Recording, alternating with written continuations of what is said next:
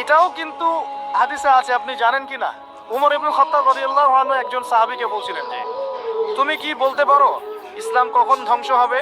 সেই সাহাবী বলছেন, ইয়া আমিরুল মুমিনিন, আপনিই বলেন ইসলাম কখন ধ্বংস হবে, আমি তো বলতে পারি না।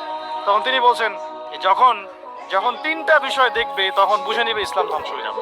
এক নাম্বার দল্লাতুল আলেম, যখন দেখবে আলেমের পদস্খলন ঘটছে কিনা এখন। এক নাম্বার ইসলাম ধ্বংসের কারণ হবে, ওমর রাদিয়াল্লাহু আনহু বলছেন, দল্লাতুল আলেমের পদস্খলন। দুই, ওয়াল আইম্মাতুল মুদিল্লিন, শাসক বর্গের পদস্খলন, পথভ্রষ্ট শাসক। যে আল্লাহ পাক আপনাকে বাঁচিয়ে রাখতে পারেন, সে আল্লাহ পাক আল্লাহর পথে সময় দিলে আপনাকে অফুরন্ত রিজিকও তো দিতে পারেন, পারেন না? আপনি আল্লাহর হয়ে যান, বাকি সব আল্লাহ আপনার যে কোনো পাপ থেকে বাঁচাবে ইনশাআল্লাহ। ভাই জেনা করছেন, নামাজ পড়েন। পর্নোগ্রাফি দেখেছেন, তাও তওবা করে নামাজ পড়েন। আপনি হারাম অ্যাফেয়ার্সে আছেন, হতাশ হয়েন না, নামাজ পড়েন।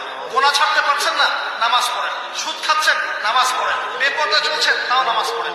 আপনি অন্যের হক নষ্ট করেছেন, তাও নামাজ পড়েন। যে পাপই করেছেন, নামাজটা পড়েন। নামাজ আপনাকে সমস্ত পাপ থেকে বাঁচিয়ে রাখবে ইনশাআল্লাহ।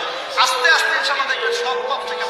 সবচেয়ে ইম্পর্টেন্ট জিনিস আপনাদের পৃথিবীতে, হ্যাঁ, দেখবেন উত্তম জীবন সঙ্গিনী গুরুত্বপূর্ণ জিনিস পৃথিবীতে। সে যদি ভালো হয়, নেককার হয়, সৎ হয়, আপনি দুনিয়াতেই জান্নাতে থাকবেন ইনশাআল্লাহ।